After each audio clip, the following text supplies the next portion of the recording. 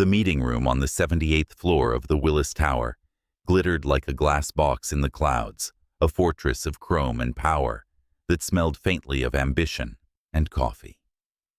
Chicago stretched endlessly below, but inside time had stopped somewhere between irritation and exhaustion.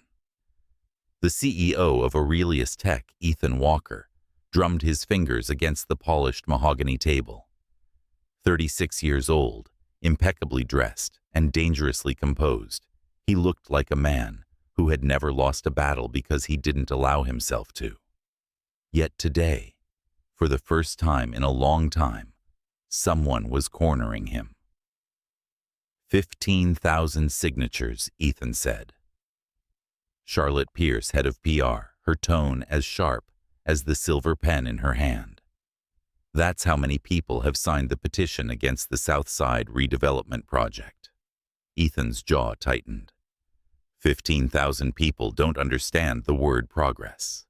Charlotte slid a tablet across the table. They understand displacement. Roosevelt High School will be demolished in 6 months if your plans go through. The media has made that their symbol of corporate greed. He leaned back in his chair, the city lights burning behind him. We're revitalizing that area. New jobs, better infrastructure. Chicago should be thanking us. They won't, Charlotte said. Not until they believe we care about the people who already live there. Ethan's gaze hardened. We donated $3 million to the city's education fund, and they think it's hush money. Charlotte's voice softened, threading persuasion through defiance. You built Aurelius from a garage startup into a billion-dollar empire in under 10 years. You know how to win people.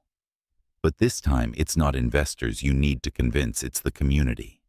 We're going to change strategy, meaning you're joining the executive partnership program. The words hung in the air, absurd, like someone had just told him to take ballet lessons. You can't be serious. It's already approved by the board.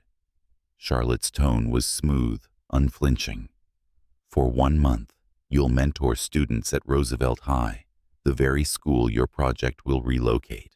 Show the city you care about education, not just expansion. Ethan laughed under his breath, but there was no humor in it. You're suggesting I abandon my company for a high school PR stunt. It's not a suggestion, she said simply. Your first session starts Monday, 9 a.m. For a moment, silence took over the room. Outside, a thin layer of fog brushed against the glass, like ghostly fingertips. Ethan's reflection stared back at him, controlled, distant, unknowable. Somewhere beneath that tailored armor, something tightened in his chest, an irritation that wasn't quite anger. Fine, he said finally, his voice flat as marble. 1 month. Charlotte smiled faintly, victory, hidden behind professionalism. You'll thank me later. He doubted that. The following Monday, Ethan guided his matte black Tesla through the cracked streets of Chicago's South Side. The contrast was jarring. Downtown, the world gleamed glass towers, espresso bars. People who measured life in IPOs. Here, the air hung heavy with the smell of fried food and rain-soaked asphalt. Rows of worn brick houses leaned toward each other like tired soldiers. Roosevelt High stood at the heart of it all, an aging building with peeling paint and boarded windows, a monument to neglect. Just 4 weeks, Ethan muttered, parking beside a row of dented sedans. He adjusted the cuff of his Armani suit and stepped out into the chilly air. Somewhere nearby, a group of students laughed too loudly, their sneakers slapping against concrete. Their carefree noise irritated him for reasons he couldn't name. Inside, the hallways buzzed with chaotic energy lockers, slamming sneakers, squeaking, a burst of laughter echoing off tiled walls. The fluorescent lights hummed overhead, flickering every few seconds. Ethan's polished shoes looked ridiculous against the scuffed linoleum floor. A weary-looking secretary at the front desk glanced up from her computer.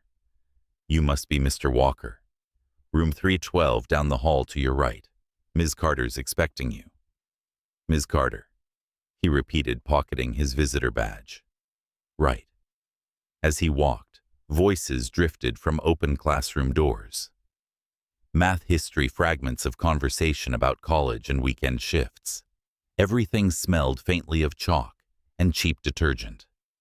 He stopped at room 312, where a weathered copy of To Kill a Mockingbird kept the door propped open.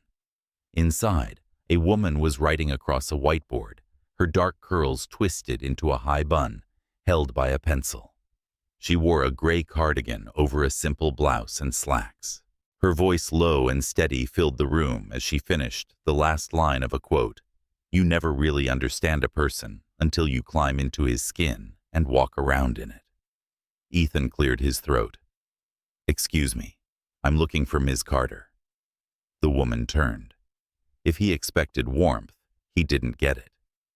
Her eyes, deep brown, intelligent and unflinching, met his with a calm that was almost confrontational. Mr. Walker, I presume?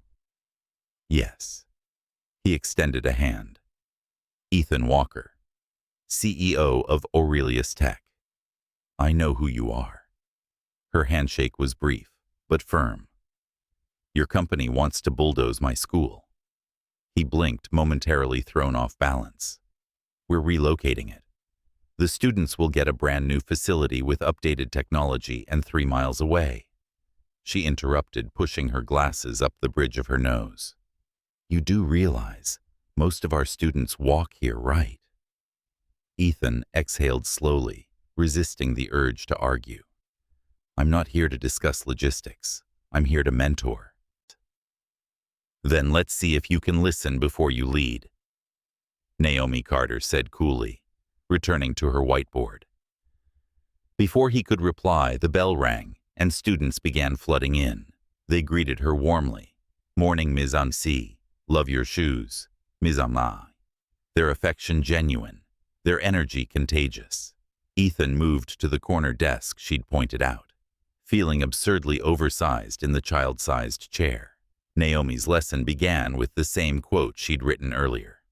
Harper Lee said empathy is about walking in someone else's skin, she said, her voice carrying just enough authority to command attention. But most people only look at appearances. Why do you think that is? A boy with a buzz cut raised his hand. 'Cause people think they already know what's inside. Exactly, Jamal. We judge too quickly. Her eyes flicked briefly toward Ethan. Sometimes by the car someone drives, or the clothes they wear. The class laughed. Ethan didn't. He met her gaze evenly, but there was an unmistakable spark of challenge between them. She was testing him, and for reasons he couldn't explain, he let her. When the class ended, the students filed out reluctantly, tossing goodbyes over their shoulders. Naomi turned back to him. So, Mr. Walker, what did you think of your first day as a mentor? He stood smoothing his jacket. You're a good teacher, he admitted. Your students actually listen. Most days, she said with a faint smile. You'll be working with 5 of them on a business project, something that benefits the community. They'll present it at the end of the month. That sounds manageable. One condition, she added. No corporate jargon, no speeches about profit margins, and no recruitment pitches. These kids don't need to be impressed. They need to be understood. I know how to talk to people, Ms. Carter. Her eyebrow lifted. Do you? It was his turn to be silent. She crossed her arms, watching him with an expression that made him feel oddly transparent. You'll meet the group tomorrow at 3. Don't be late. It sends the message that their time isn't valuable. Ethan left the classroom with a stiffness that had nothing to do with posture. Outside, the November wind whipped around him, cold and sharp, carrying the faint scent of rain. He paused beside his car, glancing back at the old brick building. The windows were cracked, the paint chipped, but inside he'd seen something that refused to crumble. Maybe it was the teacher, or the way her students looked at her like she could bend the world back into shape. Either way, something about that classroom unsettled him. He told himself it was irritation. It felt suspiciously like curiosity. That evening, as the city descended into a blur of headlights and drizzle, Ethan sat alone in his penthouse overlooking the Chicago River. The skyline shimmered like liquid gold through the rain. On his glass coffee table, blueprints for the South Side redevelopment project lay: open streets, offices, labs, cafes. Efficient, clean, lifeless. His phone buzzed. Charlotte's voice came through, brisk and amused. "So how was your first day, teaching the youth of Chicago?" He took a sip of bourbon. "They confiscated my phone." She laughed. "That's progress. Did you meet Naomi Carter?" "Yes." "And she's—" He hesitated, searching for a word. "Direct. Good. You could use more people around you who don't worship you." He ignored that. "She's against the redevelopment. That's why you need to win her over," Charlotte said. "There's a charity gala Friday night, the Education Renewal Fund. The mayor will be there along with half the zoning commission. It's a good opportunity to demonstrate goodwill." Another PR stunt. "An opportunity," she corrected. "Wear something that says, 'Approachable billionaire, not Bond villain.'" Ethan hung up without answering. He leaned back, watching lightning flash faintly over the lake. Somewhere between the thunder and the hum of the city, his mind drifted back to Naomi's classroom. The way her voice had softened when she spoke about empathy. The way her eyes had flickered with restrained fire when she challenged him. He'd spent his life reading balance sheets and projections, predicting outcomes with precision. Yet today he couldn't predict her. A teacher from a world so different from his had somehow managed to make him feel seen. And for Ethan Walker, a man who ruled by control, that was far more dangerous than opposition. The next morning, he arrived at the office early, long before his team. The city below was waking up: delivery trucks, rumbling commuters, crossing slick intersections under umbrellas. He stared out at the South Side, its rooftops dark against the rising light. A knock on his door pulled him back. His assistant Mark entered hesitantly. "Morning, sir. The presentation for the zoning commission is ready for review, and the gala details are in your calendar." Ethan nodded absently. "Send the plans to my desk, and call the architecture team. I want revised drafts for the school zone." "Revised?" Mark frowned. "You mean—" "Just a thought," Ethan said. "We'll talk later." After Mark left, Ethan sat in silence. A thought had been haunting him since he'd left Roosevelt High. What if we built around the school instead of over it? He shook his head. It was impractical, costly, sentimental, and yet he couldn't shake the image of Naomi's students raising their hands, eager, alive, defying every statistic. Somewhere between logic and something else, a decision was forming, a quiet rebellion against his own instincts. Outside, the first snow of the season began to fall over Chicago, dusting the streets in white. From his office window, Ethan watched it settle, unaware that the next time he saw Naomi Carter, she wouldn't be wearing her cardigan and glasses. And when she turned around that night, under the ballroom lights, he wouldn't recognize her at all. He would think she was a stranger, and that mistake would change everything. The November rain in Chicago came soft and cold, the kind that wrapped the city in mist and turned glass towers into pale ghosts against the night. Beneath the canopy of lights that spilled from Michigan Avenue, the Education Renewal Gala was in full bloom. Inside the ballroom of the Four Seasons, everything glittered: champagne in tall glasses, diamonds in careful hair, laughter as smooth as the jazz trio playing near the stage. It was the kind of evening where money didn't just talk, it performed. Ethan Walker arrived late, as he usually did. The cameras turned as he entered, the kind of entrance that commanded attention without effort. His tailored black tuxedo fit like a secret, his face unreadable but striking. He had attended 100 events like this, and each one felt identical people who wanted to be seen, not changed. His assistant handed him a folded program and murmured something about the mayor, but Ethan wasn't listening. His eyes were already scanning the room, searching for the quickest exit that would look polite. At the far end of the ballroom, near the silent auction tables, a woman in a midnight blue dress was bending over a clipboard, checking something on her phone. Her hair fell in loose curls, catching the light every time she moved. The dress was modest, yet elegant, outlining the quiet confidence of someone who didn't need attention to be noticed. Ethan didn't recognize her, but he found himself watching the way she navigated through the crowd, focused, graceful, almost invisible by choice. Naomi Carter hadn't planned to see him again, certainly not like this. She was supposed to stay behind the scenes, managing bid sheets and donors, as part of her second job with the event planning company. But the moment she saw him step through the ballroom doors, tall and certain among the swirl of flashbulbs, something in her chest went still. The man who had looked so out of place in her classroom now looked entirely at home. Here, confident, powerful, the world tilting subtly toward him, as if it always had. He shouldn't recognize me, she thought, her pulse quickening. Different hair, no glasses, different world. She almost turned away, but a small, reckless voice inside whispered, "Why not see what he's like when he doesn't know who you are?" "Excuse me," came a familiar baritone behind her. Naomi turned, every nerve alert.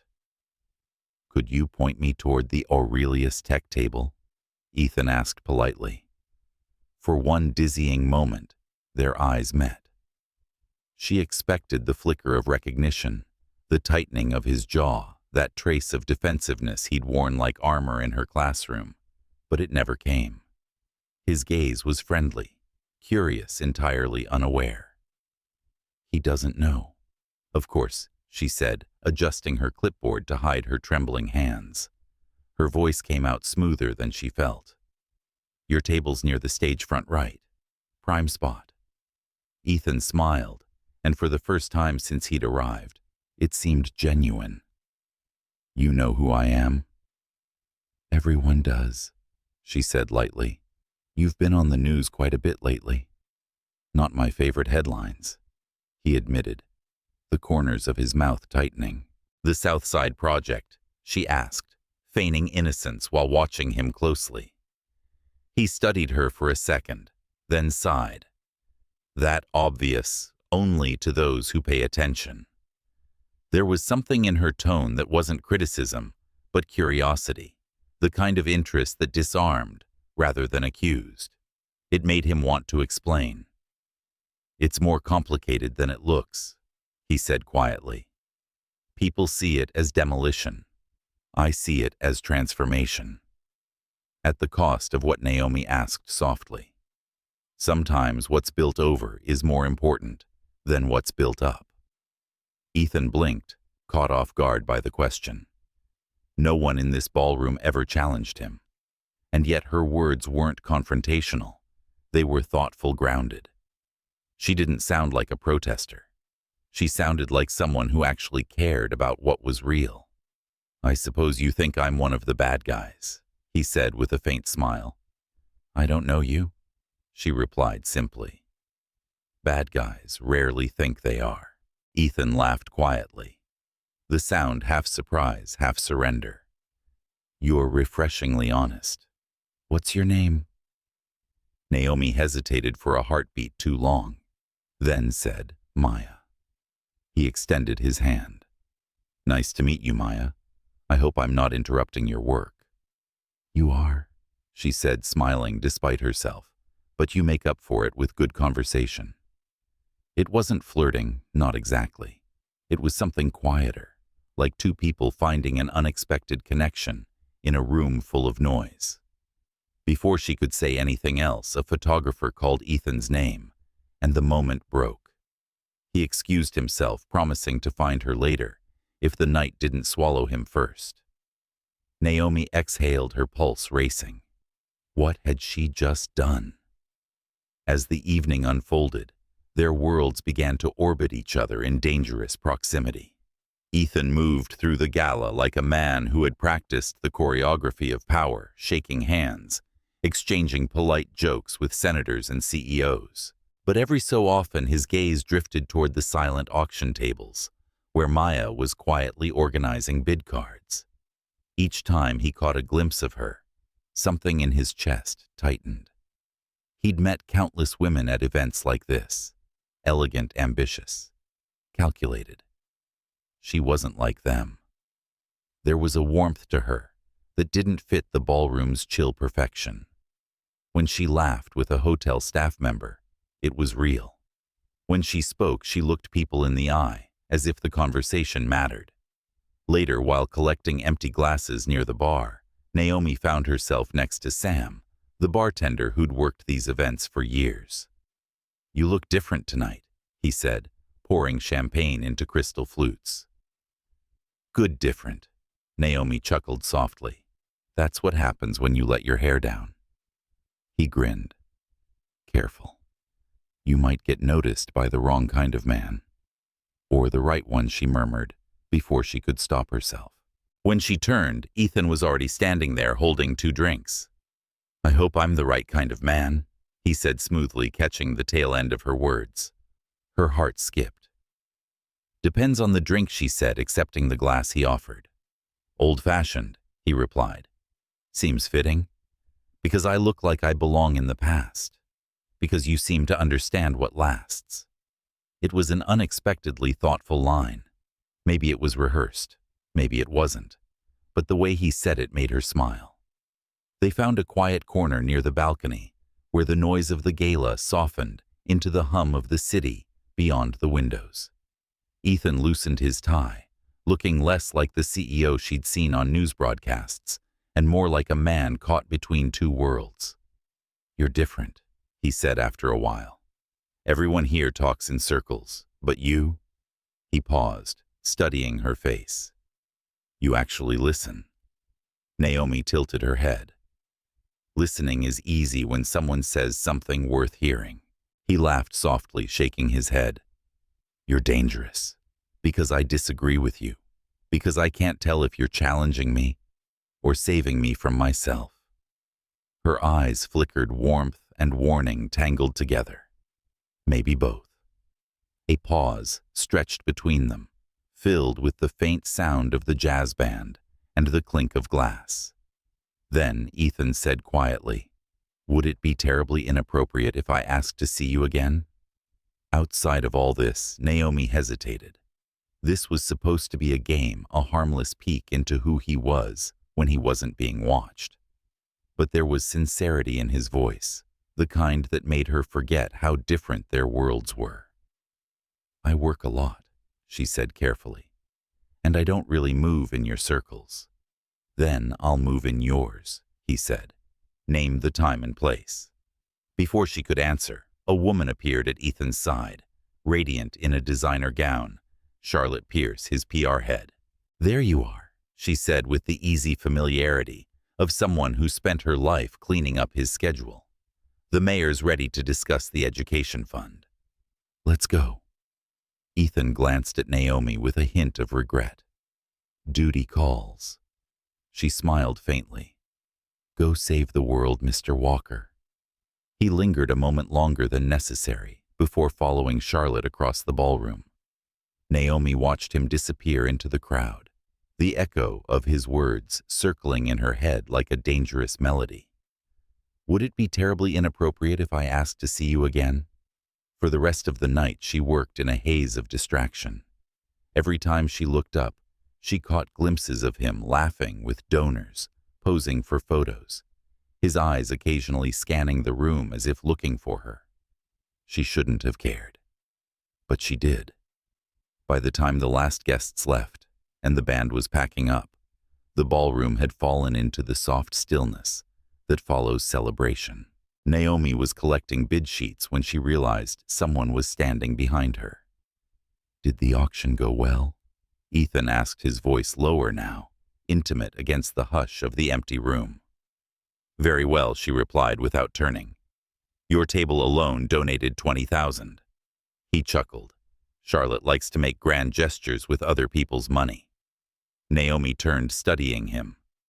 The tuxedo was immaculate, but his bow tie hung loose around his neck, his hair slightly mussed. He looked human. "You sound cynical for a man who just raised a fortune for education." "I'm realistic," he said.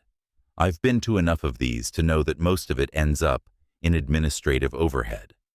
"Still," she said softly, "some of it finds its way to people who need it.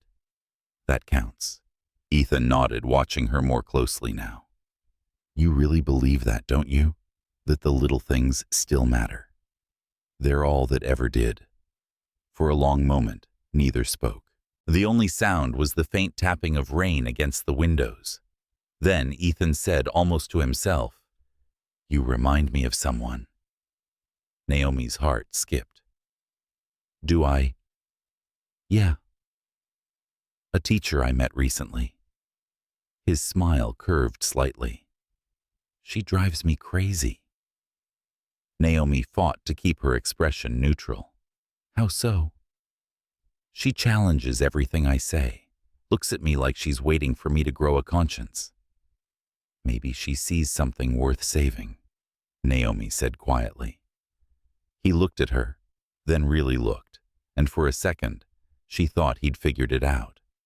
But the moment passed, replaced by that half-smile that made people believe he was unshakable.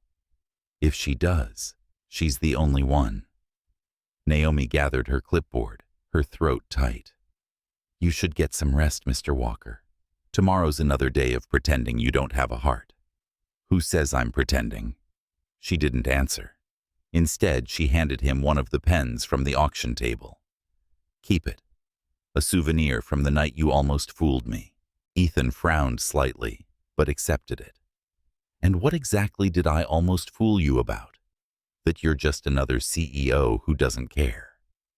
He opened his mouth to respond, but she was already walking away, her heels clicking softly against the marble floor. He watched her go, the faint scent of jasmine lingering in her wake. For reasons he couldn't name, the room felt colder after she left. Outside, Naomi stepped into the quiet rain, the city lights blurring through the mist.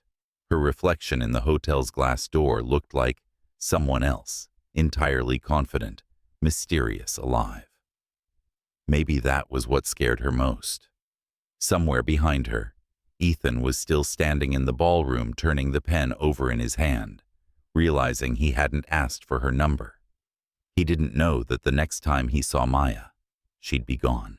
And when he met Naomi Carter again, his teacher, his adversary, his unintentional muse, he would look at her the same way, not realizing that the woman who challenged him by day was the same one who had disarmed him by night. The storm outside thickened, lightning slicing briefly across the Chicago skyline.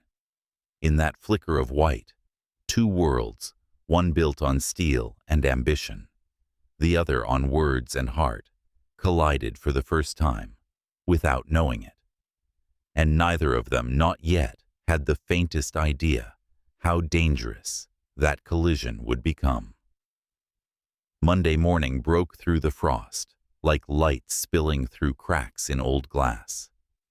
The streets around Roosevelt High were glazed with ice sunlight, bouncing off every surface, pretending the city wasn't cold. Ethan Walker arrived earlier than he intended, which in itself was unusual. Punctuality was something he demanded from others, not from himself. Yet there he was, standing in the parking lot of a crumbling public school, holding 2 trays of coffee and a small box from a bakery on Michigan Avenue. Inside the building, the heat rattled through pipes older than most of the teachers. He found Naomi Carter in her classroom, bent over her desk, grading essays in red ink. The scent of chalk and paper lingered in the air, mingled with her faint perfume, something simple, like citrus and rain. She didn't notice him at first, so he stood there for a second, silently watching her. Her hair was pulled back into the familiar bun, her glasses perched halfway down her nose, the picture of quiet resolve. But he couldn't stop himself from seeing what wasn't there. The glimpse of loose curls, the glint of confidence he'd seen in a woman named Maya 2 nights ago. "Good morning," he said, finally setting the coffees on her desk. She looked up startled. "Mr. Walker Ethan," he corrected. "We're supposed to work together, remember?" She blinked, taken aback by his casual tone. "You brought coffee and muffins. Blueberry, I think. The good kind." Her brow arched slightly. Do CEOs always arrive bearing pastries only when they realize the people they're working with don't get paid enough to buy their own? For a moment, something almost like warmth passed between them. Naomi reached for one of the cups, cautious, but touched. "Thank you. My students will appreciate the snacks this afternoon. I remembered you said some of them come straight from their part-time jobs," Ethan said. "Figured caffeine and sugar might keep them awake." Naomi studied him, searching for the punchline that never came. "That's surprisingly considerate." "I have my moments," he said, smiling faintly. It was disarming, that smile, unpolished, softer than she expected.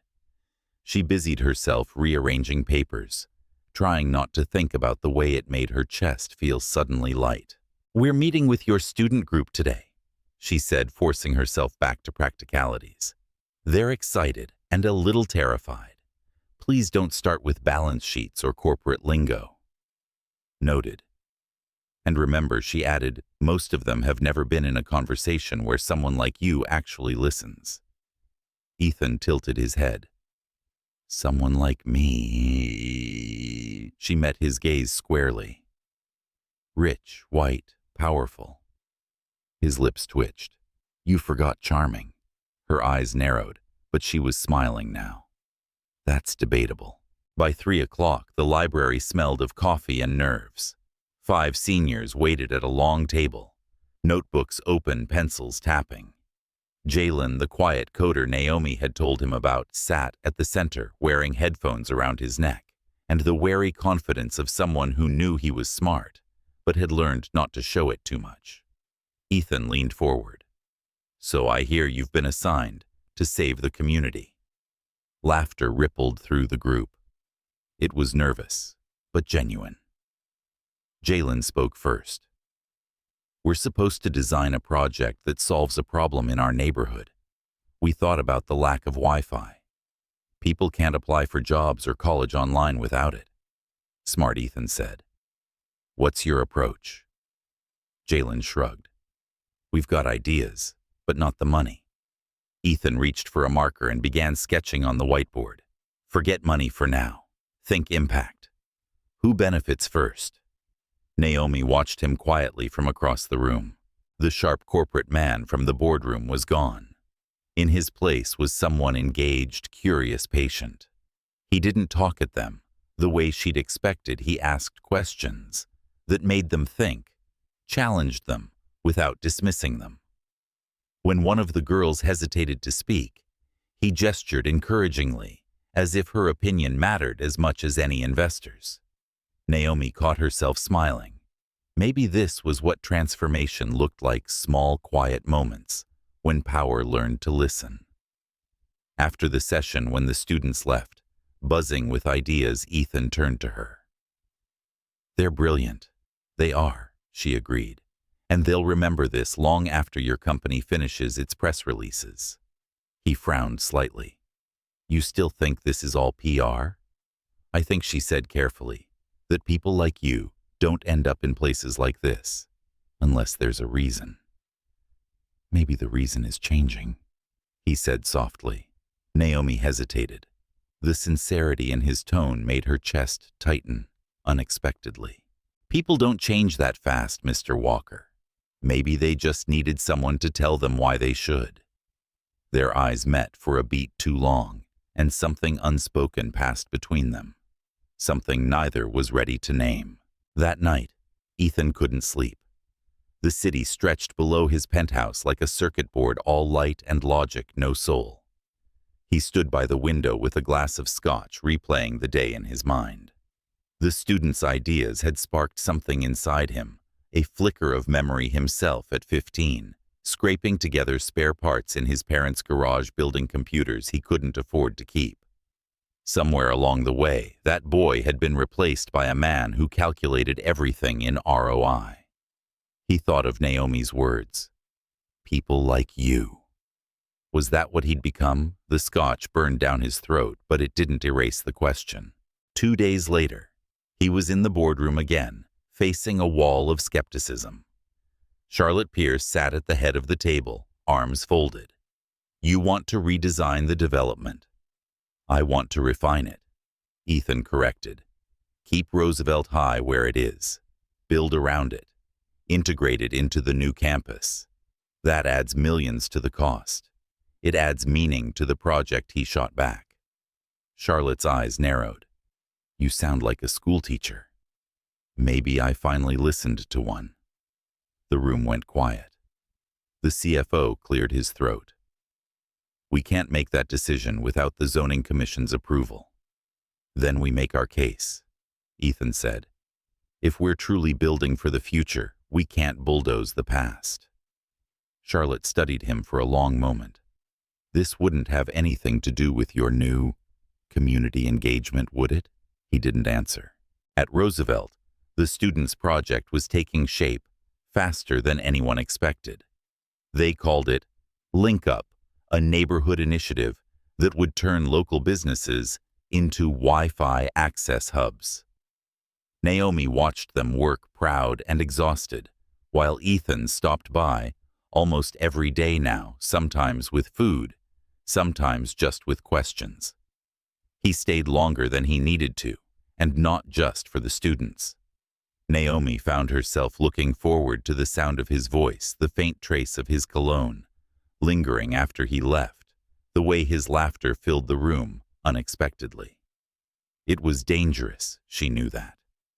The line between admiration and affection was thin, and she could feel it shifting beneath her feet. One afternoon, as they reviewed the student's budget proposal, she noticed him staring at her. What she asked? Nothing he said too quickly. "You just remind me of someone." "Your conscience, maybe," he smiled, slow and genuine. "If that's what this is, I'd like to keep it around." Her pulse jumped. She hid it behind a sip of coffee. "You might regret that. I already don't." The words hung between them like the faint hum of electricity before a storm. Friday brought the community forum, an open meeting between Aurelius Tech executives and local residents.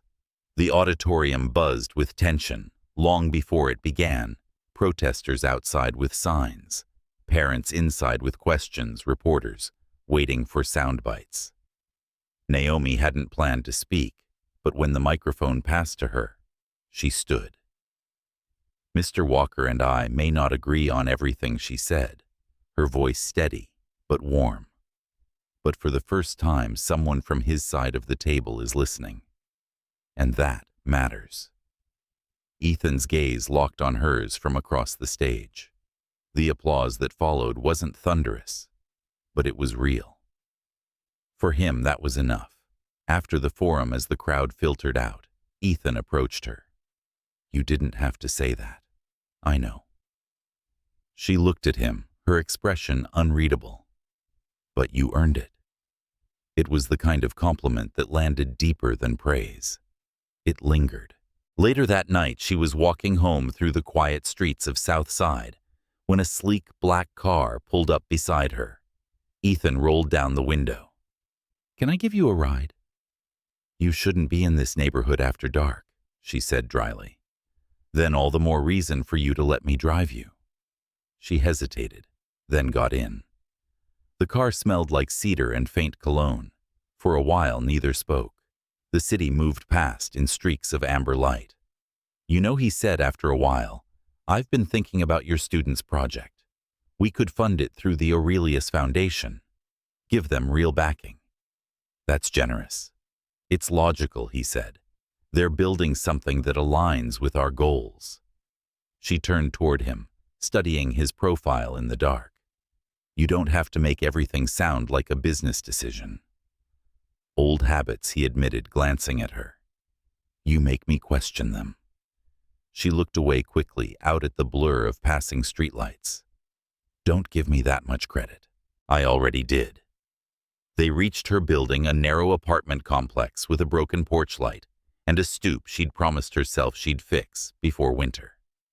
When she opened the car door, the wind bit at her cheeks. Ethan stepped out too, ignoring her protest. You don't have to walk me up, she said. I want to. The stairwell light flickered above them as they stopped outside her door. She turned the key halfway, then paused. You really shouldn't be here. Probably not. She looked at him, unsure whether to laugh or step back. The air between them felt charged, the way air feels before lightning splits the sky. Good night, Mr. Walker. Ethan, he said quietly. Her hand lingered on the doorknob. Good night, Ethan. He didn't move until she was inside, and even then he stood there for a moment staring at the closed door as if it had stolen something from him. When he finally turned away, his reflection caught in the dark window pane beside the stairwell expensive suit. Solemn face, the faintest trace of uncertainty. For the first time in his life, he looked like a man who wasn't sure what came next. Inside, Naomi leaned against the door, heart pounding. She pressed her palm to her chest, feeling the steady drum of something she didn't want to name. He was her company's enemy, the face of everything she fought against, and yet he'd listened. He'd shown up. He'd remembered details that no one else cared to remember. And when he said her name, it didn't sound like charity. It sounded like reverence. She closed her eyes, whispering into the quiet room. Don't do this. But the echo that came back was gentler, almost amused. Too late. Outside, snow began to fall again, soft and unassuming, covering the cracks of the street below. In another part of the city, Ethan stood by his window, watching the same snow, wondering why the thought of a woman from South Side wouldn't leave his mind. He didn't know it yet, but he'd already crossed the invisible line between curiosity and something far more dangerous. And soon both of them would find out that when you start to care about the person on the other side of the divide, it's not just hearts that can break, it's entire worlds. By the time December wrapped its pale arms around Chicago, the city had turned to glass and silver. The streets shimmered under thin veils of snow, the river slow and black beneath the bridges. Inside Roosevelt High, the radiators hissed like old cats trying to stay warm, and Ethan Walker found himself standing once again in the heart of a world that felt nothing like his own. He didn't know why he kept coming back so often. The official answer, community mentorship public relations, sounded good enough on paper. But every time he caught sight of Naomi Carter moving between her students, the truth thudded somewhere deeper than reason. She was impossible to ignore. She'd become the sound of a door quietly opening in a house he hadn't realized was locked. This morning she was writing something on the whiteboard when he stepped into her classroom. A thin sunlight spilled through the windows, turning the dust in the air into flecks of gold. Her hair, pulled into its usual bun, glowed faintly at the edges. She looked different today, calmer maybe, or simply resigned to his presence. You're early again, she said without looking back. I was nearby. That's becoming your favorite excuse. I like the view, he said. She turned amused and skeptical at once. You mean the graffiti across the street or the broken window by the gym?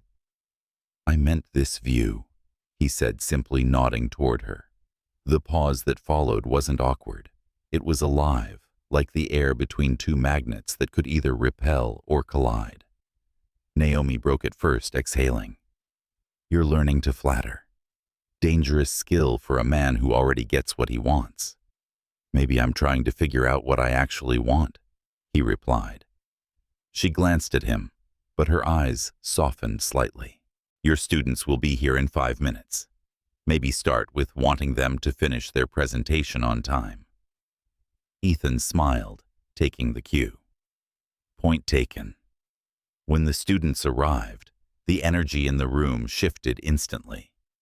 The Group 5 teenagers, with the restless curiosity of youth, buzzed with updates about their link-up project. Jalen pulled up a slide deck explaining how local barbershops and laundromats had agreed to host Wi-Fi routers for the community. Ethan guided them through budgeting and sponsorship strategy, his voice steady, calm, uncharacteristically patient. Naomi watched quietly from the back of the room. He was different here. Gone was the man of marble edges who sat atop skyscrapers. In his place stood someone human, someone who laughed when a student teased him, who leaned down to listen instead of towering over them. And when their eyes met across the room, there was that same flicker, something unguarded, something neither of them wanted to name. Later, when the students left for lunch, she found him standing at the window, staring at the snow outside. You're good with them, she said softly. He turned. You sound surprised. I am, she admitted. You don't talk like a CEO in this room. Maybe this room doesn't need one. The words hung there heavy with meaning. Naomi leaned against a desk, folding her arms. You ever think about what you'd be doing if you hadn't built Aurelius every day? He said quietly. But then I remember what it was like before. The noise, the fear, the need to be someone. You build an empire, so you'll never have to be small again. Maybe being small isn't the same as being powerless, she said. He looked at her like she'd spoken a language he used to know, but had forgotten. You really believe that I live it, she replied. For a long moment, the room was silent, except for the faint hum of the heater. Then she added, almost teasing, you could try it sometime. Being small, being real. The corner of his mouth lifted. I'm working on it. That night, the snow kept falling. Downtown glittered under streetlights while the south side glowed, dimly softer, warmer. Naomi was grading papers when her phone buzzed. Unknown number.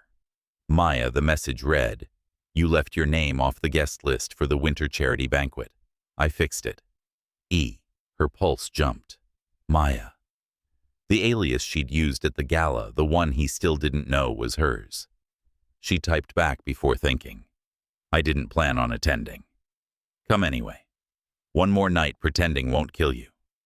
She stared at the message, torn between curiosity and dread.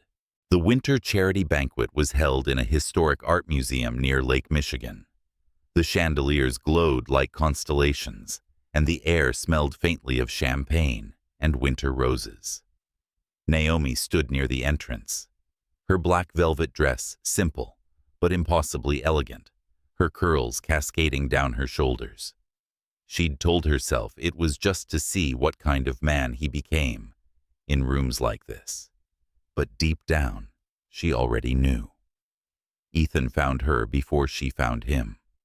One second she was pretending to admire a sculpture. The next, his reflection appeared beside hers in the glass. I thought you said you weren't coming, he murmured. I changed my mind, she said, her voice steady. Women are allowed to do that. He smiled, his eyes tracing her face with quiet awe. You look... He stopped shaking his head. You look like a problem I don't want solved. Her laugh came out nervous. Careful, Mr. Walker. That almost sounded sincere. It was. For a while they stood side by side watching the crowd. The orchestra's notes curled through the air, soft and golden. Across the room, investors and officials mingled, the very people whose decisions could reshape her neighborhood. Naomi felt out of place until Ethan's hand brushed against hers, grounding her. "You don't have to hide here," he said quietly. "You belong in any room you walk into." She looked up at him, startled by the tenderness in his tone. "You shouldn't say things like that." "Why not?" "Because I might believe you." He turned toward her fully, then his expression unreadable. "Would that be so terrible?" She couldn't answer. Someone called his name from across the hall. Charlotte Pierce again, impeccable and smiling, waving him over to the city council members. Ethan hesitated. "You should go," Naomi said, forcing a smile. "Your world's waiting. I'll come back. Don't make promises you can't keep." He left, but his absence didn't remove him from the air. She could still feel his presence like a current, invisible but persistent. She found herself wandering toward the balcony, away from the glitter and sound. Outside, the night was bitter cold, the lake frozen at its edges, the city glowing behind her like a mirage. When Ethan stepped out a few minutes later, she didn't turn around. "You're terrible at keeping distance," she said quietly. "I'm even worse at pretending I want to," he replied. She exhaled, white fog spilling into the night. "You shouldn't mix your worlds like this. Maybe I'm tired of living in one." His voice was low, roughened by something that wasn't the wind. He moved closer, his breath warm against the cold air. "Every time I think I understand what I'm doing, you show up and make me question everything." Naomi turned, finally facing him. "Then stop letting me." "I tried," he said simply. He looked at her the way a man looks at something he can't own, but can't walk away from either. For a moment, time folded, the city behind them vanished. The noise dimmed, and it was just them. His gloved hand brushed a strand of hair from her cheek. She didn't pull away. "Naomi," he whispered. Her heart stopped. "What did you say He blinked, confused by his own words. "I don't know why I said that.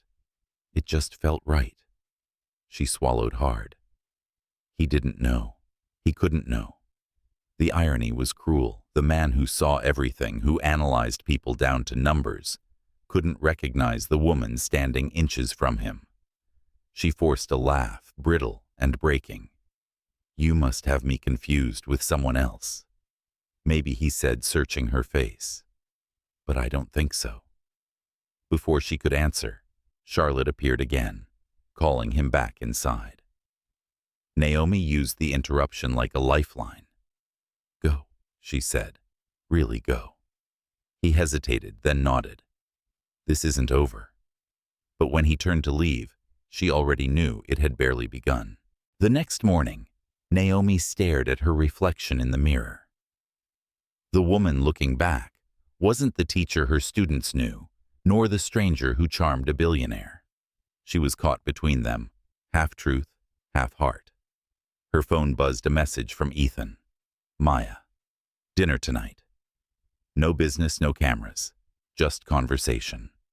Her hands hovered over the keyboard, then slowly typed back. "I can't. Then I'll wait until you can." She didn't reply. At school that afternoon, Ethan was different. Distracted, thoughtful. He smiled at the students, praised their progress, but his attention kept drifting. Naomi noticed it, though she pretended not to. When class ended, he lingered by the door. "You seem tired," she said. "Just thinking. Dangerous habit." He smiled faintly. "Not when the thoughts are about you." Her heart skipped. "Careful, Mr. Walker. You're crossing lines. I think we crossed them weeks ago." She looked up, the words catching somewhere between denial and desire. "Don't make this harder than it already is. I'm not the one making it hard." He left then, before she could respond, leaving her standing in the quiet classroom with her pulse racing. Outside, Snowflakes swirled past the windows like soft ghosts. That evening, when she walked home, she found herself stopping at a storefront window, one of the local barbershops, where Jalen's new Wi-Fi router blinked blue against the glass. It was working. The project was real. She smiled proud, yet something inside her ached. Maybe that's what it meant to live between two truths, to build something beautiful, knowing it might collapse the moment someone saw too much. Across the city, Ethan sat in his penthouse, staring at the unopened bottle of wine he'd bought that morning. He'd set 2 glasses beside it, ridiculous in its hope. He didn't know why he cared this much. He only knew that Naomi Carter, the teacher who made him think, and Maya, the woman who made him feel, they both lived inside him now. And he was terrified to discover they might not be 2 people at all. He poured himself a drink, but the whiskey didn't taste the same. For once, he wasn't in control of the narrative. And for a man like Ethan Walker, that was the most dangerous place to be. Outside, the wind pushed against the glass, the city whispering secrets through its frozen breath. Somewhere out there, a woman he didn't really know, and somehow knew completely, was trying just as hard not to think about him. Neither of them realized that the line between their lies and their truths was already gone, melting quietly like snow under a rising sun. The first week of January arrived with a kind of brittle stillness. Chicago was quiet beneath the snow, its skyline softened into shades of gray and pearl. Inside the offices of Aurelius Tech, tension hummed like static beneath the polished surface.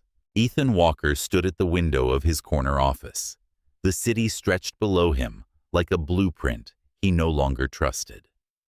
He had built every part of this empire with precision, but lately the lines didn't add up. Every victory felt hollow, every accomplishment muted. It wasn't the company that consumed his thoughts now. It was her. Naomi Carter, teacher, adversary, mystery. The woman who argued with him about ethics by day and haunted his mind by night. Or maybe it was Maya, the woman who looked at him across candlelight and spoke with that same sharp warmth, unknowingly stitching herself into his every decision. He didn't know where one ended and the other began anymore. All he knew was that both had changed the way he breathed. Sir Charlotte Pierce's voice cut through his thoughts. She stood in the doorway holding a folder. "We've got a problem." "That's not new," he murmured, turning toward her. "This one is." Someone leaked internal documents about the redevelopment project budgets, contracts, board communications. It's all over the Tribune. Ethan took the folder from her. His name was there in bold type. The words, "Aurelius accused of manipulating city zoning committee," printed beneath. He closed the file slowly. Who had access to this? Half the board, some external consultants, and your community outreach partners. The paper claims a source inside the education program. The muscles in his jaw tightened. Roosevelt High. Charlotte hesitated. "It's possible." He didn't respond. The room felt suddenly smaller. His heart beat too loud. "Damage control?" she asked. "No." "Leave it," he said finally.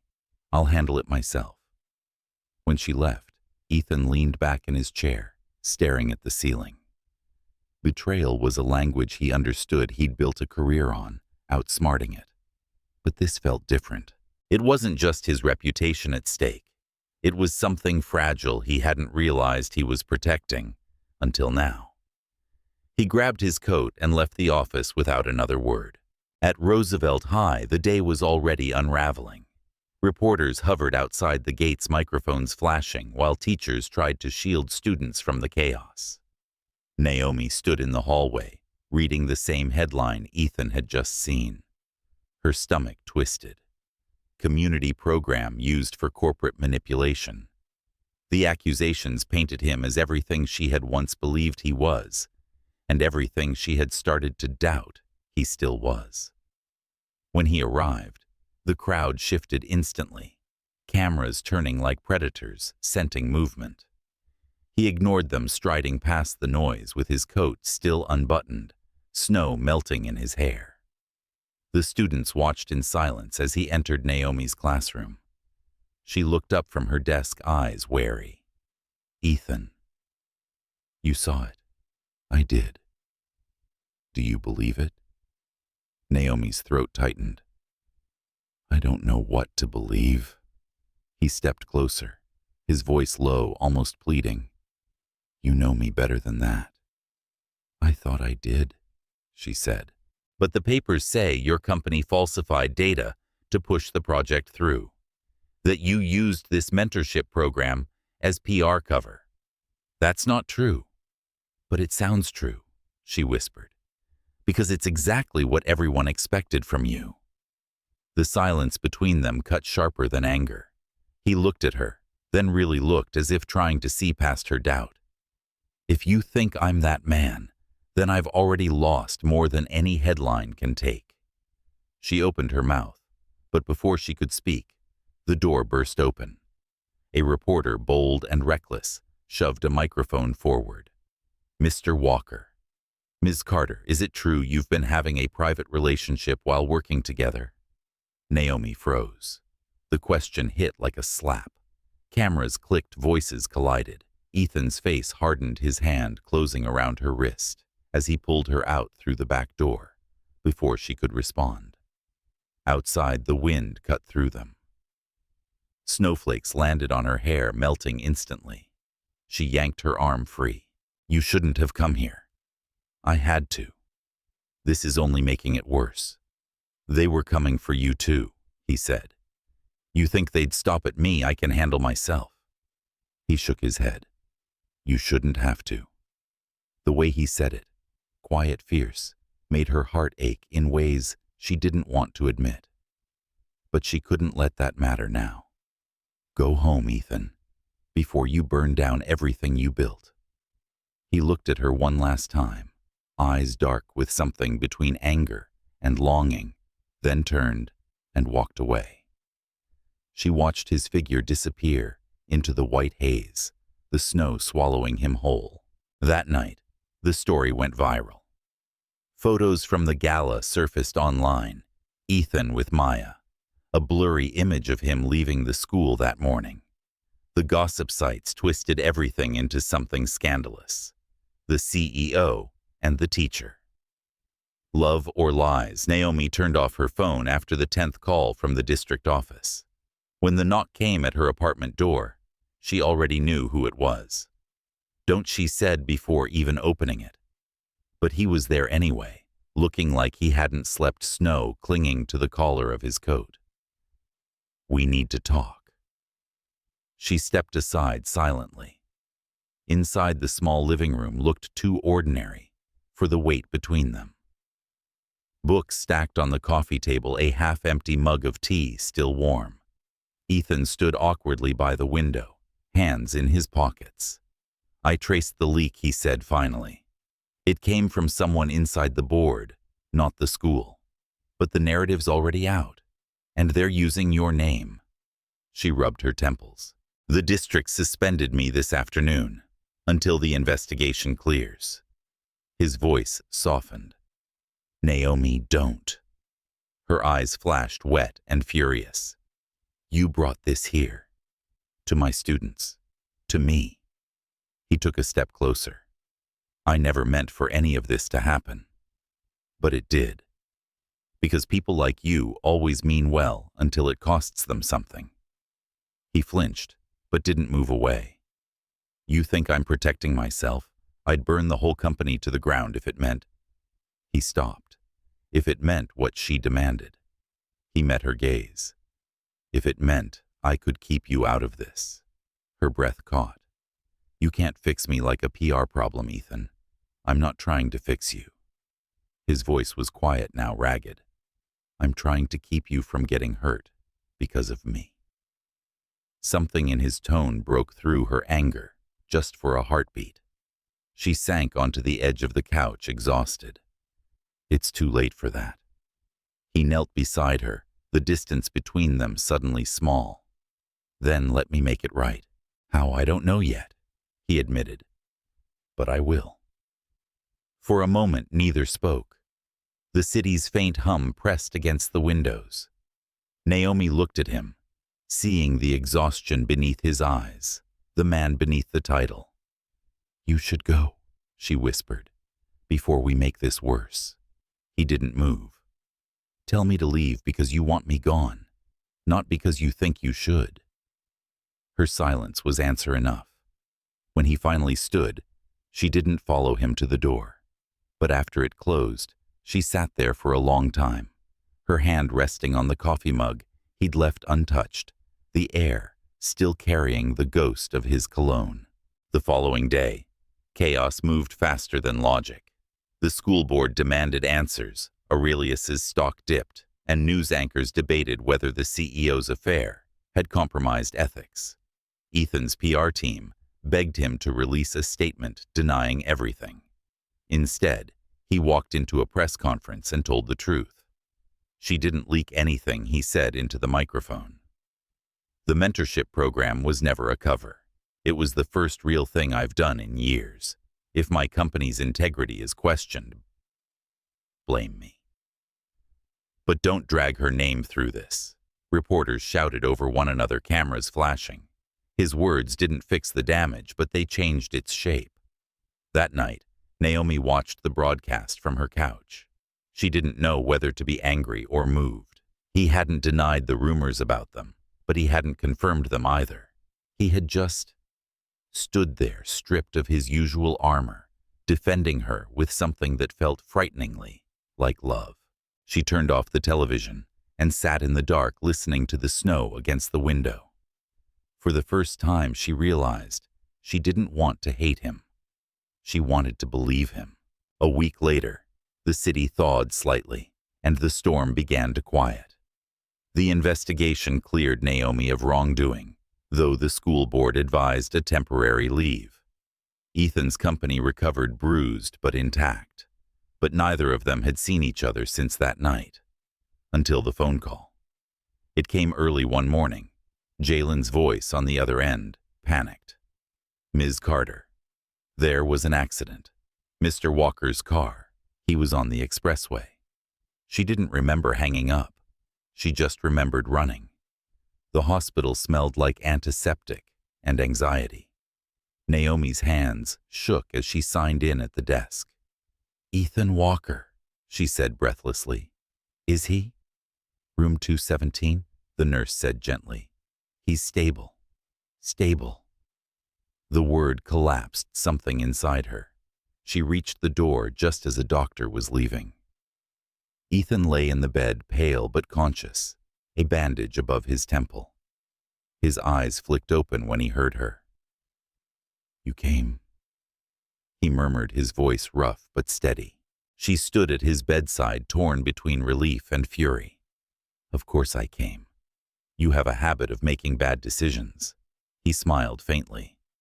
You say that like you didn't cause half of them. Her throat tightened. Don't joke about this. I'm not, he said softly.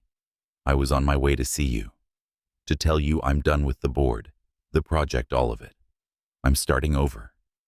She shook her head, tears stinging her eyes. You don't have to do that for me. I'm not doing it for you, he whispered. I'm doing it because you made me remember who I was before all of this. For a long moment, neither moved. The machines hummed quietly beside them, steady as a heartbeat. Then Naomi reached for his hand, fingers trembling as they met his. Ethan, she said softly, if you meant half the things you've said, then stop trying to save me. Just stand next to me. He closed his eyes, a small, tired smile curving his lips. I can do that. And for the first time in weeks, the world outside their broken circle felt quiet. The chaos still waited beyond the hospital doors, headlines still twisting their story. But inside that room, everything had narrowed to one fragile truth neither of them had wanted to fall but both had stopped fighting, the gravity pulling them together. Outside, the snow began again, slow, relentless, beautiful, covering the city in silence. And for the first time, it didn't feel like an ending. It felt like the pause before everything changed. The snow outside the hospital had begun to melt, leaving behind thin veins of water that snaked toward the street. Inside, morning light filtered through blinds, soft and almost forgiving. Ethan Walker opened his eyes to the faint sound of a heart monitor. It was steady now, not urgent. He had never realized how comforting that sound could be until it was his own. Naomi sat in the corner chair half asleep, her head resting against the wall. Her curls framed her face, the morning glow painting her in gold. A cup of untouched coffee sat beside her. He watched her quietly, not wanting to break the stillness. For a man who had always measured success by movement, by numbers, by speed, by the next deal, the act of simply being still with her nearby felt like the most foreign luxury. When she stirred, blinking awake, her gaze found his.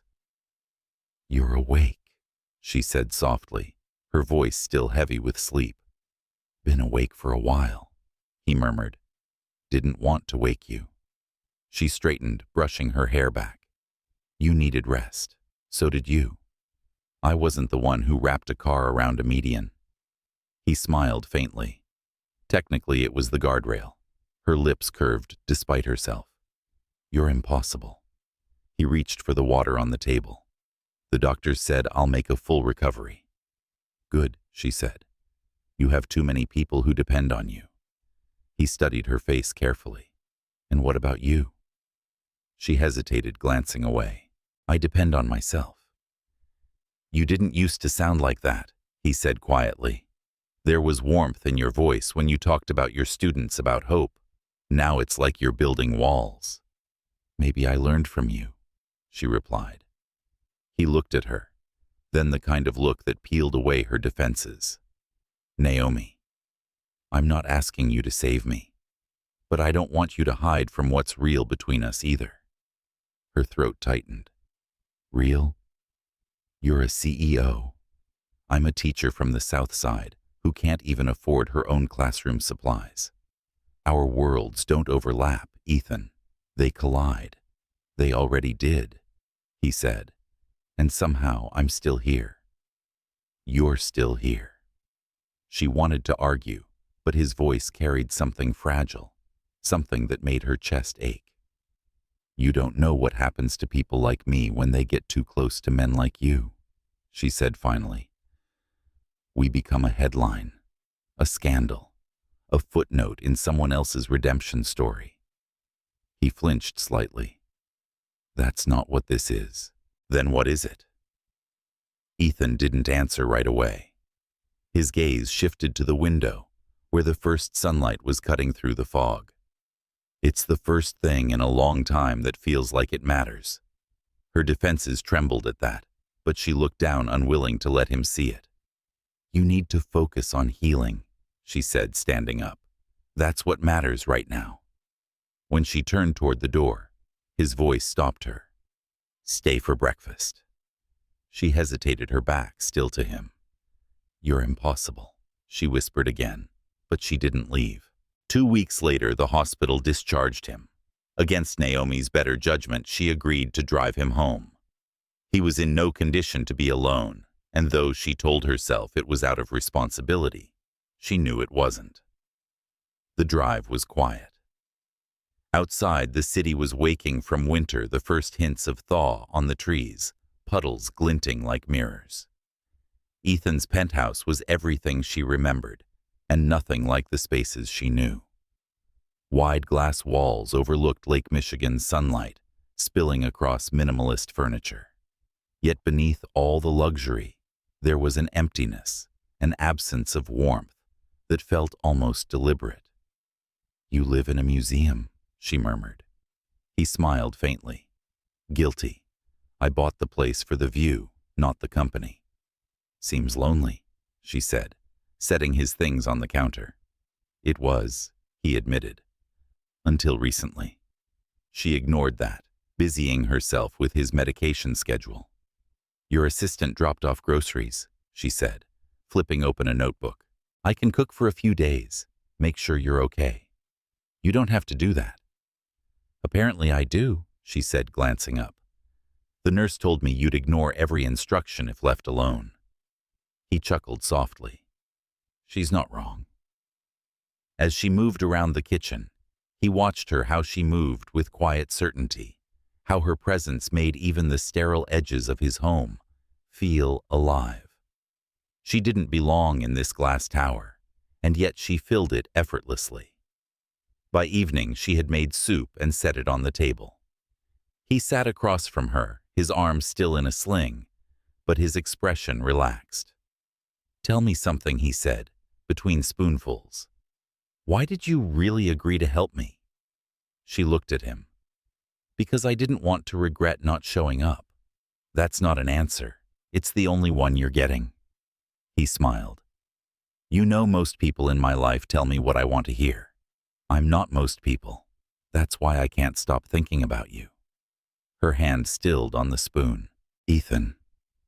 I'm not asking for anything, he said quickly. I just needed to say it. She didn't respond.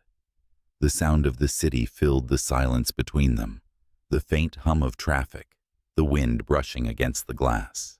Over the next few days, a strange rhythm emerged. She arrived each morning with coffee, stayed through the afternoon, helping him with recovery exercises, and left just as the skyline turned to gold. They talked about small things, books, movies, music. But sometimes when the conversation slipped into something deeper, the air between them grew too charged to ignore. One evening, as she was about to leave, he stopped her at the door. Stay for one more cup, he said. She hesitated, then nodded. They sat by the window, the city glittering below like spilled diamonds. He poured her coffee, his hand still unsteady, but careful. You know what's strange, he said. I spent years building a life that looked perfect from the outside.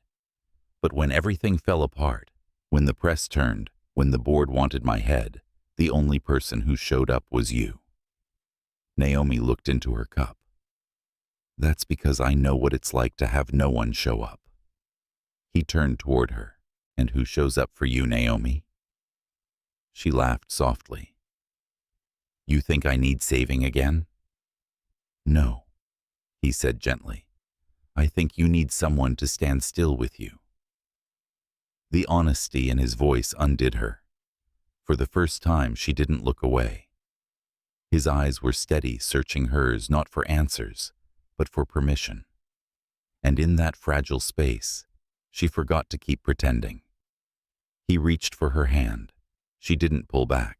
For a moment, they said nothing. The silence wasn't empty. It was full alive, trembling with everything they couldn't yet say. But then her phone buzzed. She pulled her hand away quickly. A message from the district office meeting tomorrow. Status of reinstatement. Reality crashed back in. I should go, she said quietly. He nodded, though his eyes followed her, until the door clicked shut. The next morning, Naomi stood before the school board. The conference room smelled of coffee and stress. The district superintendent, a middle-aged man with sharp glasses and a tired smile, gestured for her to sit. Ms. Carter, the review committee has decided you may return to teaching next week, he said. Relief flickered through her. Thank you. However, he added, we'd like you to consider a transfer. Roosevelt High will soon be incorporated into the new development project. It might be best for everyone if you started fresh elsewhere. Her chest tightened. You mean, leave my students? It's a temporary reassignment. She swallowed hard. Temporary becomes permanent pretty fast in this district. He sighed. You've been through a lot. So has the school. Maybe this is a chance to reset. Reset. The word felt like an erasure. She left the building with her heart heavy and her mind reeling. The city outside looked sharper somehow, as if every edge had turned to glass again. She thought of Ethan, of the promise he'd made to protect the school, to fight for its future. But now it seemed his fight had come at a cost. She hadn't anticipated her place in the very world she'd been trying to save. That evening, she showed up at his penthouse unannounced. He opened the door, surprised. "Naomi, I need to know something," she said, stepping inside. "When you fought for that new plan, when you told the board to keep Roosevelt where it was, did you know they'd use it as an excuse to remove me?" He froze. "What are you talking about?" "They're transferring me," she said. "Out of the school, away from my kids. They say it's for optics." His face hardened. "That wasn't supposed to happen. But it did," she said. "And now I don't know if it's because of you or because of us." He took a step forward, his voice low. "There is no us if you think I'd ever do that to you.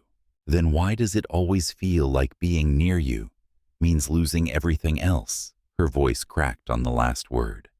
The silence that followed was unbearable.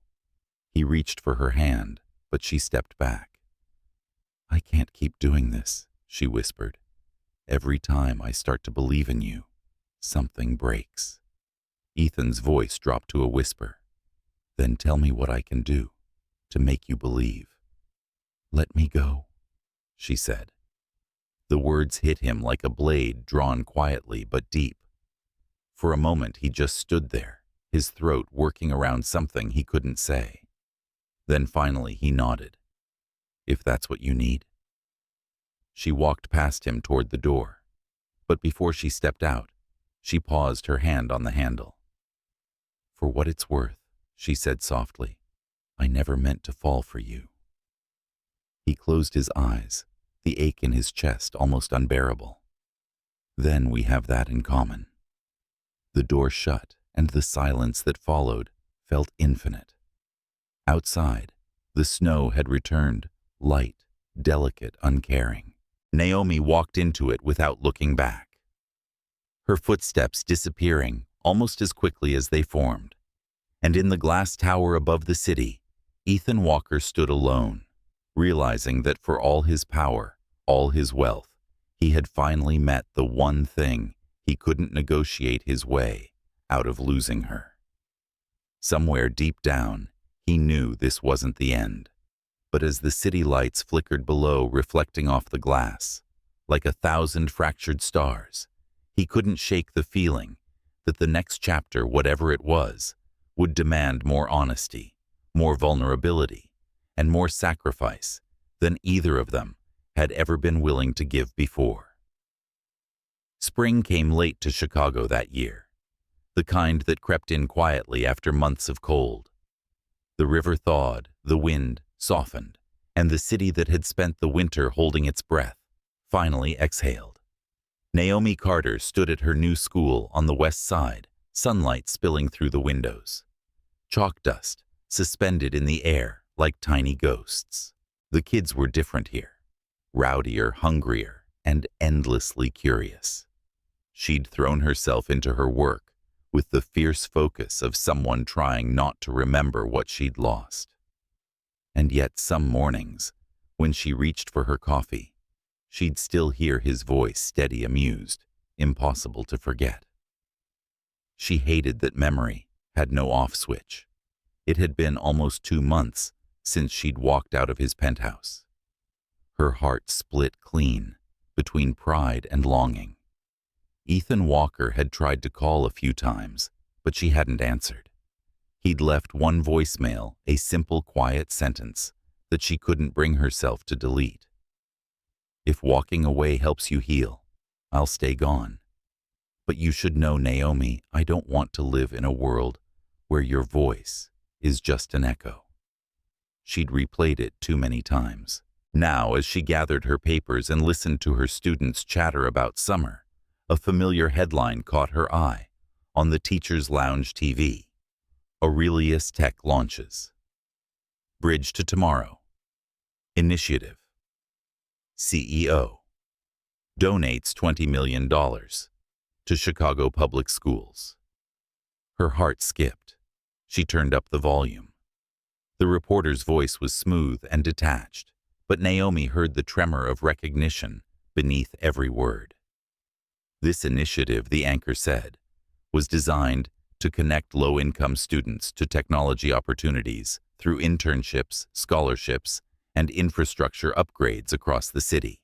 According to Mr. Walker, it began as a promise to a teacher who once challenged him to listen. She didn't realize she was smiling until her colleague noticed. "You okay, Carter?" Naomi blinked, swallowing the lump in her throat. "Yeah," she said softly. "I'm good." But she wasn't just good. She was undone. That Friday, as the sun slipped behind the skyline, she left the school and walked without a destination. The city pulsed with life street vendors, shouting train wheels, shrieking against steel, the scent of roasted peanuts and rain. Every block felt like memory. When she reached Roosevelt High, she stopped short.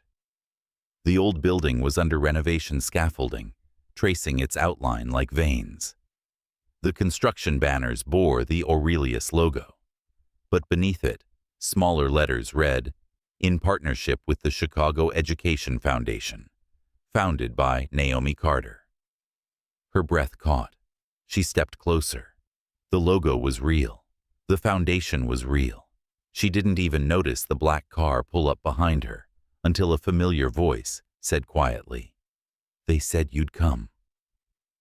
Ethan stood a few feet away, dressed not in a suit, but in jeans and a dark sweater, his hair tousled by the wind. He looked tired, older somehow, but there was a peace in his eyes she hadn't seen before. "I didn't think you'd be here," she said, her voice barely a whisper. "I didn't think you'd look at me the same way again," he replied. She turned toward him fully, the distance between them humming with old electricity. "You made a foundation," he nodded. "In your name." "Well, in both of ours, technically. The board wouldn't let me call it the Woman Who Saved My Soul Foundation branding issues." Her laugh broke through the tension, soft and incredulous. "You never change. On the contrary," he said, stepping closer. "You changed everything." Naomi shook her head, emotion catching in her throat. "You didn't have to do this." "I did," he said simply. "The program, the funding, the scholarships, it's what you always wanted. It's what I should have wanted all along." She studied him for a moment, searching for the man she'd once feared was too far gone to reach. "You really meant it, didn't you? When you said you were starting over?"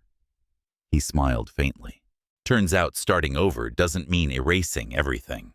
It means rebuilding the parts that matter." Her eyes softened. "And what about you?" "What matters now?" He looked at her the way he always had, like the answer was standing right in front of him. "You. You always did." For a long time, neither of them spoke. The wind carried the sound of construction hammers' voices, the rhythm of renewal. She thought about how much had broken between them, and how much had survived anyway. "I thought I lost you," she said quietly. "You did," he replied, "but I was worth finding again." She laughed through the tears she'd tried to hold back. "You're still impossible." "I'm better when you call me out on it," he said, smiling. "And for what it's worth, I didn't rebuild the school to win you back. I did it because you made me believe I could do something good without needing a reason." She looked up at him, eyes shining. "You found your heart." He took her hand gently. "No," he said, "you gave it back." The dedication ceremony for the new Roosevelt Community Tech Center took place 2 months later. The auditorium, freshly painted and filled with light, overflowed with students, teachers, reporters, and city officials. Naomi stood at the podium, a stack of note cards trembling slightly in her hands. This building, she began, her voice steady but warm, is more than just bricks and wires. It's proof that when you listen, really listen to each other, something incredible can happen. A few years ago, I stood in this very school, wondering if anyone cared about teachers, about kids who didn't have enough.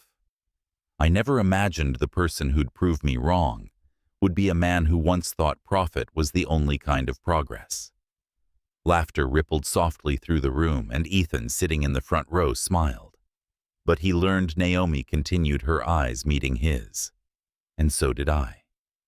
Because sometimes it's not about where you come from or how much you have. It's about choosing to build something together instead of apart. That's what this center represents, a bridge between two worlds that were never meant to be divided. She paused, emotion thickening her voice. To every student sitting here today, remember this. You are not defined by the limits people place on you. And to every adult, don't be afraid to change your mind, your heart, your path. It's never too late to become who you were meant to be. Applause swelled through the auditorium, echoing like a promise. When the ceremony ended, Ethan approached her slowly, his hand brushing hers, as he passed the bouquet of lilies someone had handed him. "Beautiful speech," he said. "Thank you," she murmured. "I meant every word. I know you did." They walked together down the hallway that had once been cracked and dim. Now it gleamed with new light, the walls lined with student art. "I'm thinking of expanding the mentorship program citywide," he said. "Would you co-chair it with me?" She smiled. "You mean as equals this time?" "As partners," he corrected gently. She looked at him, her expression softening. "I like the sound of that." They stopped by the door that once propped open her old classroom. Room 207. The same book still sat on the windowsill, Pride and Prejudice. Ethan ran his fingers over the worn cover. "Fitting, isn't it?" She tilted her head. "Darcy and Elizabeth." He grinned. A proud fool and a woman too good for him. "Sounds familiar," she teased. He laughed, the sound bright and unguarded. "Do you ever think about that night on the balcony?" "All the time," she admitted. "Except now I think we finally know what comes after the falling." He leaned closer. "And what's that, learning to stay?" For a moment neither of them moved. Then slowly she reached up and he met her halfway. The kiss wasn't rushed or desperate. It was the kind of kiss that felt like coming home after a long, difficult journey. Outside, the sky had turned a soft shade of gold, the city shimmering in the light of early evening. The students' laughter echoed through the courtyard as banners fluttered in the breeze. When they finally pulled apart, Ethan brushed a thumb along her cheek. "You know," he said, "when I first met you, you told me to stop talking at people and start listening to them." "And you did," she replied. He smiled. "Only because I finally met someone worth listening to." They walked out together into the sunlight, the hum of life surrounding them. For once there were no titles, no hierarchies, no worlds dividing them. Just two people who had fought their way through the wreckage of pride and misunderstanding to find something purer waiting on the other side. Later that evening, as the last of the guests left and the campus quieted, Naomi stood by the new glass doors, watching the lights flicker on across the courtyard. Ethan joined her, slipping his hand into hers. "This place," she said softly, "it doesn't just belong to us." "I know," he said, "but it started with us." She smiled. "Then let's make sure it never ends." He nodded, his fingers tightening around hers as the city stretched before them, full of possibility and promise. And in that moment, between the hush of twilight and the warmth of new beginnings, they both understood something simple but profound. Love wasn't about perfection. It was about the choice to begin again, even when everything seemed impossible. So they did. And for everyone who's ever been broken, or doubted, or told that second chances don't exist, remember this. Sometimes life brings you back to the very place you thought was your ending, only to show you it was always your beginning. If this story touched your heart, share it with someone who still believes in new beginnings, in forgiveness, and in love that grows stronger the second time around.